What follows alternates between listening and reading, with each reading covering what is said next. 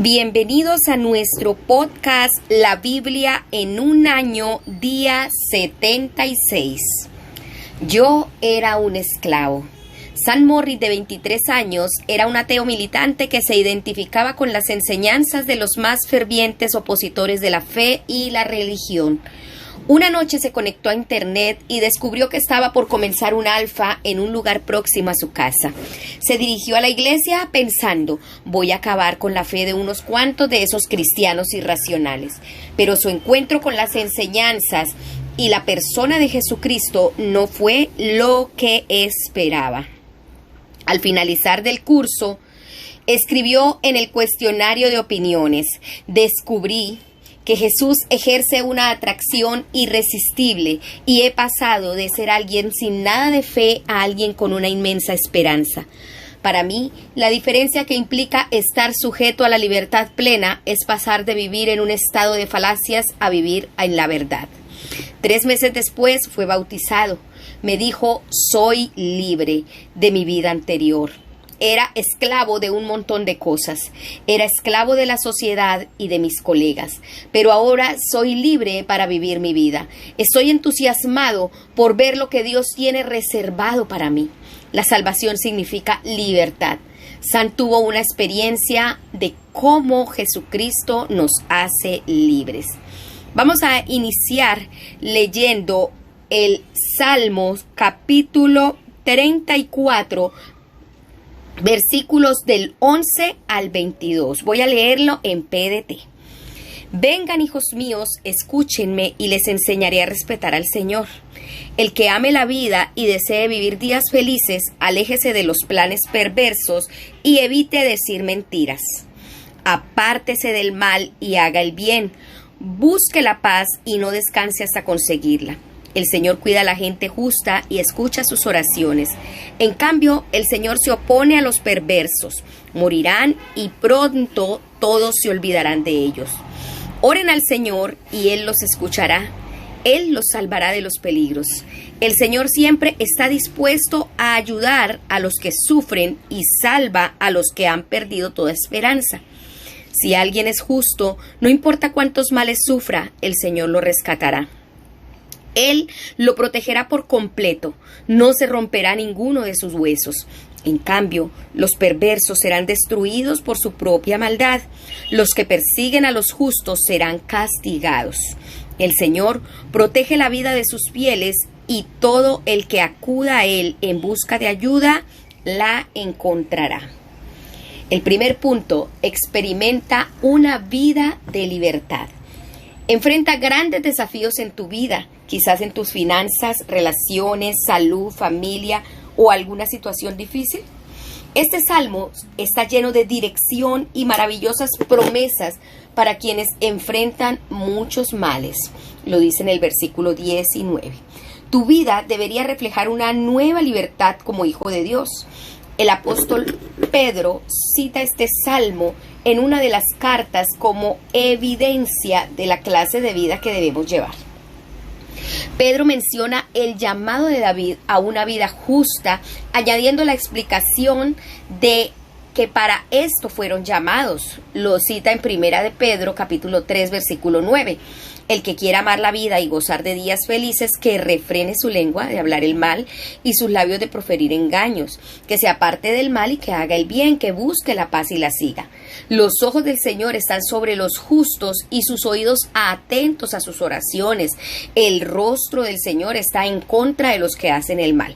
Eso lo acabamos de leer en Salmo 34 del 12 al 16 y también en Primera de Pedro 3 del 10 al 12 nos muestra esas buenas obras para las que fuimos llamados. El Señor salva. En Salmos 34, 18 lo dice, no puedes salvarte por tu propia cuenta, el Señor es el que te hace libre. Nuestro Dios nos rescata, Él mira tu vida y aguarda escuchar tu oración. Sus oídos están atentos a tus oraciones. Cuando clamamos, el Señor nos oye y nos liberta de todas nuestras angustias. Versículo 17. Cada año me gusta anotar en mi Biblia los males o angustias particulares del momento, y es sorprendente mirar hacia atrás y ver cómo Dios me ha librado. Me anima a clamar nuevamente. Dios no dice que no habrá tribulaciones, sino que promete librarte de todas ellas. Él está especialmente cerca de ti en los momentos difíciles. Dice en el versículo 18, Él está cerca de los quebrantados de corazón y salva a los del espíritu abatido. Y en el versículo 19 dice, cuando te enfrentas a un tiempo difícil, puede que no sientas necesariamente que Dios está cerca, pero Él sí lo está. Dios está ahí en todo tiempo. Pero el Señor salva la vida de sus siervos, promete que no hay condenación para los que confían en el Señor. Eso lo vemos en el versículo 22 y paralelamente en Romanos 8:1 lo puedes encontrar. Participas de la santidad de Dios por medio de Cristo, por lo tanto puedes incluirte en la categoría de los justos. Salmo 34, 17, 19 y 21. Vamos a orar. Señor, te damos gracias por la enorme cantidad de veces en que he clamado a ti y me has escuchado y librado. Ayúdame en este día a guardar mi lengua del mal, a procurar hacer bien y buscar la paz. Ayúdame a vivir en armonía con los demás, a no devolver mal por mal, ni insulto por insulto, sino más bien a responder bendiciendo. Gracias, porque Cristo me ha hecho libre para disfrutar una vida de libertad. Oramos en el nombre de Jesús. Amén. Ahora vamos a leer Lucas capítulo 1, versículos 57 al 80. Prestemos mucha atención. Cuando llegó el momento de dar a luz, Elizabeth tuvo un hijo. Sus vecinos y parientes se alegraron con ella al escuchar que el Señor había sido tan bueno con ella. A los 8 días de nacido, cuando el niño iba a ser circuncidado, vinieron y querían ponerle por nombre Zacarías como su papá. Pero la mamá levantó la voz y dijo, no, su nombre debe ser Juan. Ellos le dijeron, ninguno de tus familiares se llama así. Entonces por señas le preguntaron a Zacarías qué nombre le quería poner a su hijo. Pidió que le trajeran una tabla en la que escribió su nombre. Juan. Su nombre es Juan. Todos se quedaron atónitos. Inmediatamente se le soltó la lengua y empezó a hablar y a alabar al Señor. Todos los vecinos se atemorizaron. Se corrió la voz de lo sucedido por toda la región montañosa donde vivían en Judea. La gente se preguntaba, ¿qué llegará a ser este niño? Porque estaba claro que el poder del Señor estaba con él. Zacarías alaba a Dios. Entonces Zacarías, el papá del niño, se llenó del Espíritu Santo y profetizó. Bendito sea el Señor de Israel, porque ha venido a ayudar a su pueblo y a liberarlo. Nos ha dado un Salvador poderoso de la familia de su siervo David, tal como lo prometió en el pasado, por medio de sus santos profetas. Prometió salvarnos de nuestros enemigos y del poder de todos los que nos odian. También prometió que tendría compasión de nuestros antepasados y que no olvidaría el pacto santo que hizo con ellos. El pacto era la promesa que le hizo a nuestro antepasado Abraham. Prometió liberarnos del poder de nuestros enemigos para que podamos adorarle sin ningún temor. Dios quiere que le adoremos con un corazón puro y que practiquemos la justicia toda nuestra vida. En cuanto a ti, hijo mío, te llamarán profeta del Dios Altísimo. Irás delante del Señor para prepararle el camino. Tú le anunciarás a su pueblo que Él los salvará por medio del perdón de pecados, porque por el amor y la compasión de Dios nos mandará del cielo un nuevo día. Iluminará a los que viven en la oscuridad atemorizados por la muerte. Su luz guiará nuestros pasos hacia el camino que lleva a la paz. El niño crecía y se fortalecía espiritualmente. Vivió en el desierto hasta el día en que se presentó ante el pueblo de Israel. Segundo punto, considera la grandeza de tu libertad. El pueblo de Dios de aquella época sufría bajo la opresión del gobierno romano. Se sentían rodeados por las tinieblas y la muerte. Anhelaban un libertador que los hiciera libres de la pena y el dolor. Buscaban a alguien que pusiera las cosas en orden. Habían esperado por mucho tiempo. Zacarías era el padre de Juan el Bautista. Sus 9 meses de silencio pueden simbolizar el largo periodo de silencio profético que pronto llegaría a su fin. Cuando a Zacarías se le desató la lengua, recuperó el habla y comenzó a alabar a Dios. fue lleno del Espíritu Santo y profetizó. Eso lo acabamos de leer en los versículos 64 y 67. El nacimiento de Juan el Bautista fue una ocasión de gran celebración, gozo y expectación. Lo acabamos de leer en los versículos del 57 al 66. Cuando Zacarías, incapaz de hablar, escribió su nombre, es Juan, tomó a todos por sorpresa. Y este asombro fue seguido por más sorpresas. La boca de Zacarías estaba abierta, su lengua liberada, estaba hablando y alabando a Dios. Lo vemos en los versículos 63 y 64. Aún el nombre de Juan era una expresión de las bendiciones de Dios, significa el Señor es un dador misericordioso. Se dijo de Juan el Bautista que el Señor mostraba su poder en favor de él. Está en el versículo 66. Es una buena oración para pedir por ti, tu familia y tu comunidad, que el favor del Señor esté contigo. Zacarías fue lleno del Espíritu y profetizaba que la salvación estaba en camino. Dijo, nos ha enviado un poderoso Salvador, un descendiente de David su siervo, en el versículo 69. Juan el Bautista haría saber a su pueblo que Dios les perdona sus pecados y les da salvación. Versículo 77 del texto que acabamos de leer. Zacarías ve que Dios acude para ofrecer salvación a su pueblo, pero su profecía va mucho más allá de la salvación política. Algo más profundo y amplio estaba por ocurrir, cumpliendo las grandes promesas del Antiguo Testamento. Implicaría redención, versículo 68, rescate de los enemigos y perdón de pecados, versículos 74 y 77. La salvación es la senda de la paz. Zacarías, al recibir la salvación, al describirla, resume muchas de las libertades que Jesús nos traería.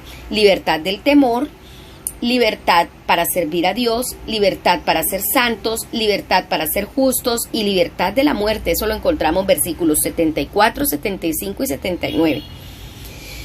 Vamos a orar. Amado Señor, poderoso Dios, te alabo porque me has rescatado de la esclavitud y has mostrado misericordia. Gracias por perdonar mis pecados. Gracias por darme libertad de la muerte y del temor. Gracias por haberme librado para servirte. Ayúdame hoy a servirte sin temor, en santidad y justicia, y guardar mis pies al sendero de paz.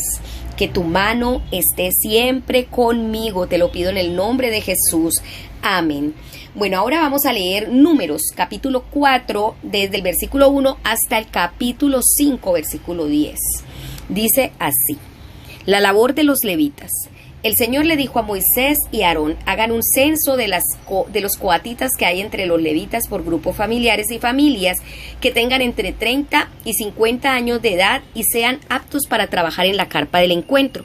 El trabajo de los coatitas en lo que tiene que ver con la carpa del encuentro será el de hacerse cargo del transporte de las cosas más sagradas. Cuando se movilice el campamento, Aarón y sus hijos deberán entrar a la carpa y quitar la cortina de la entrada. Luego cubrirán el cofre del pacto con ella y pondrán encima una cubierta de cuero fino cubierto de cuentas azules. Después extenderán una tela morada sobre ella y le colocarán los palos para transportarla. Y extenderán también una tela morada sobre la mesa de la presencia y pondrán en ella los platos, las cucharas, los tazones y las jarras para la ofrenda de vino. El pan de la ofrenda permanente estará también ahí. Extenderán una tela roja sobre esto, cubrirán la mesa con una cubierta de cuero fino cubierto de cuentas azules y después le colocarán los palos para transportarla. Después tomarán una tela morada y cubrirán con ella el candelabro, sus lámparas, las tenazas, los platillos y las jarras de aceite utilizadas en la lámpara. Luego pondrán esto y su equipo en una cubierta de cuero fino cubierto de cuentas azules y colocarán todo esto unos palos para cargarlo. También extenderán una tela morada sobre el altar de oro, lo cubrirán con una cubierta de cuero fino cubierto de cuentas azules y le pondrán sus palos para cargarlo. Después tendrán que tomar todas las piezas del equipo usado para servir en el lugar sagrado. Los pondrán en una tela morada, los cubrirán con cuero fino cubierto de cuentas azules y después los colocarán sobre sus palos para cargarlo. Luego deberán limpiar las cenizas del altar y extender una tela morada sobre este. Después, pondrán sobre el altar los utensilios que se usan para el servicio, o sea, las tenazas, los tenedores, las palas, los tazones y todo el equipo del altar. Sobre este deberán extender una cubierta de cuero de delfín y luego poner todo esto sobre sus palos para cargarlo.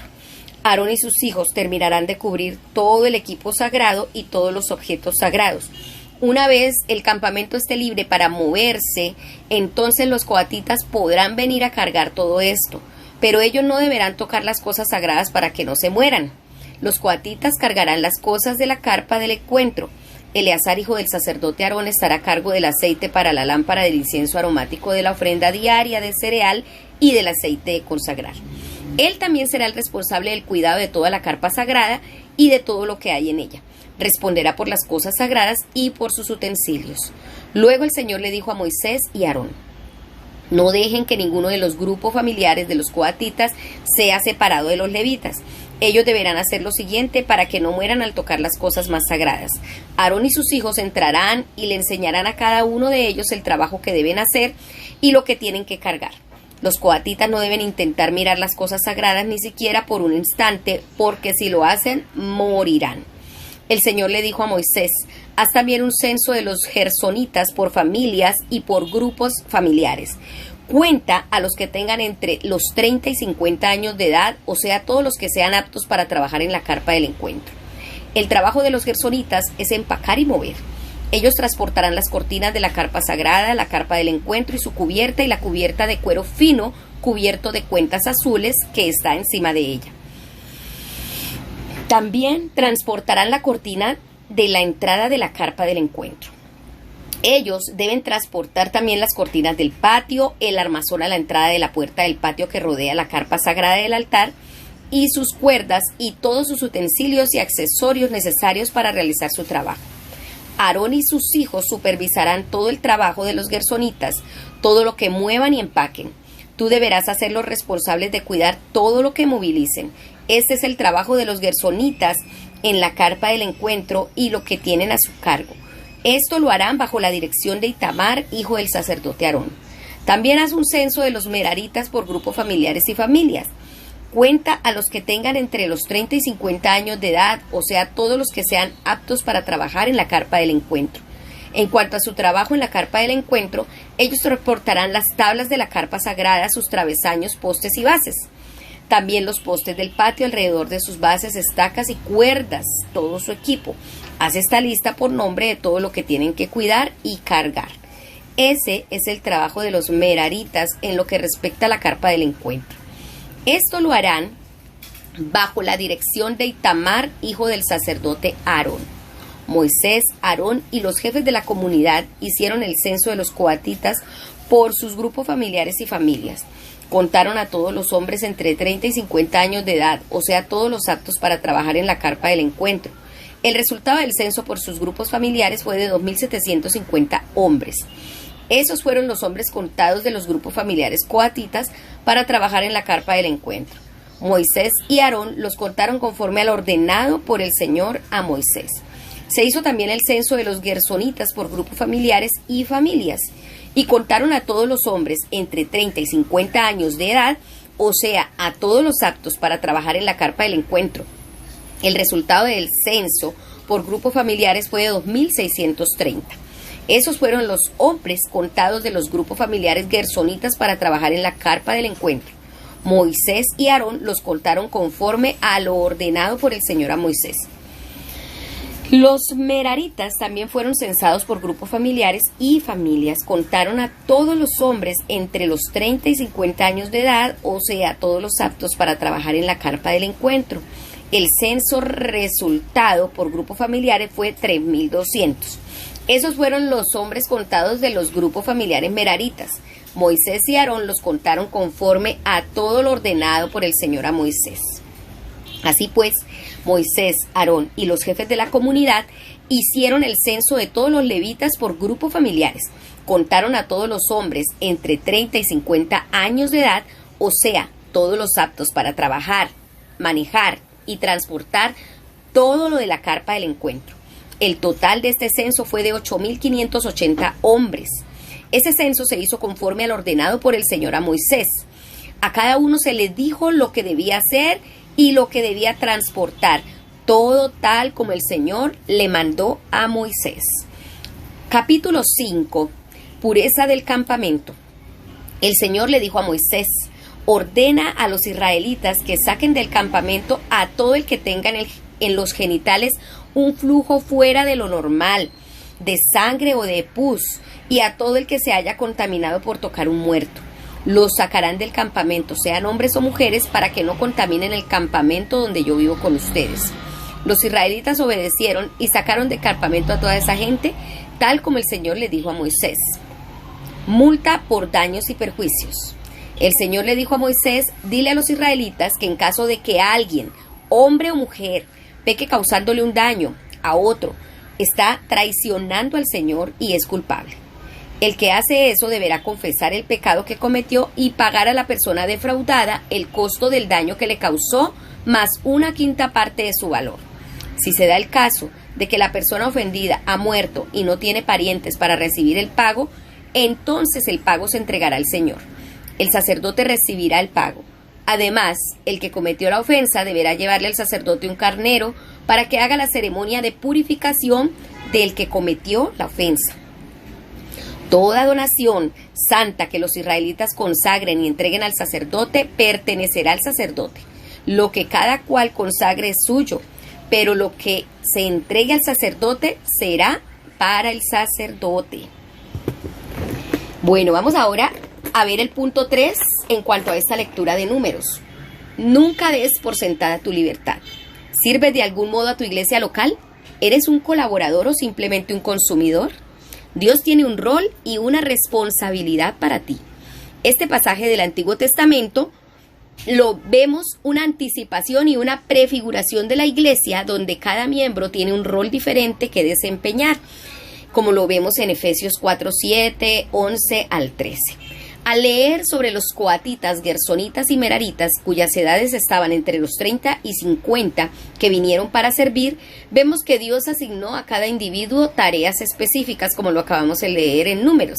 Así como Dios hoy en día nos ha asignado trabajo específico para desempeñar en la iglesia. Para los israelitas, el ministerio estaba centrado en la tienda del encuentro, el lugar de la presencia de Dios. Hoy en día, la presencia de Dios está entre su pueblo en el cuerpo de Cristo. La obra y el ministerio al cual eres llamados se ordenan a la edificación del cuerpo de Cristo. Esta es una de las maneras en que experimentarás la presencia de Dios en la actualidad. La presencia de Dios no está confinada a un lugar particular, sino en cambio se experimenta donde sea que su pueblo se encuentre. En este pasaje vemos que no podemos dar por sentada nuestra libertad. Se nos recuerda de la santidad de Dios y el hecho de que hizo falta que sucediera algo asombroso para lograr que tuvieras la clase de relación con Dios que ahora puedes disfrutar. Dios le recuerda a Moisés que cualquier clase de pecado implica un acto de infidelidad hacia Dios, como lo dice en el capítulo 5, verso 6. El hombre o la mujer que peque contra su prójimo traiciona al Señor y tendrá que responder por ello. La persona culpable debe confesar su pecado, hacer restitución y ofrecer sacrificio de expiación. Somos incapaces de hacer la expiación por nosotros mismos. La expiación debe ser hecha a nuestro favor. Eso fue lo que hizo Jesús en la cruz. En otras palabras, Dios te capacitó para ser uno con Él. La barrera del pecado fue removida por medio de Jesús, de modo que tú y yo podemos decir: era esclavo y ahora soy libre. ¡Aleluya! Vamos a orar. Amado Señor, gracias por liberarme para que pudiera llevar una vida de libertad. Oro para que nunca dé por sentada dicha libertad. Ayúdame a usar mi libertad para servirte y para servir a los demás. Ayúdame a cumplir con mis responsabilidades de una forma que te agrade. La pastora Pipa añade, tomando como referencia Salmos 34:18. El Señor está cerca de los quebrantados de corazón y salva a los de espíritu abatido. He visto incontables veces el amor del Señor sosteniendo de forma sobrenatural a quienes atraviesan grandes dificultades. Muchas son las angustias del justo, pero el Señor lo librará de todas ellas, lo dice en Salmos 34:19. Me gustaría que el texto dijera que las angustias del justo son pocas o ninguna, pero dice muchas. Creo que si no pasáramos por tiempos difíciles, no sabríamos que Dios es nuestro libertador y que podemos confiar en Él en tales momentos.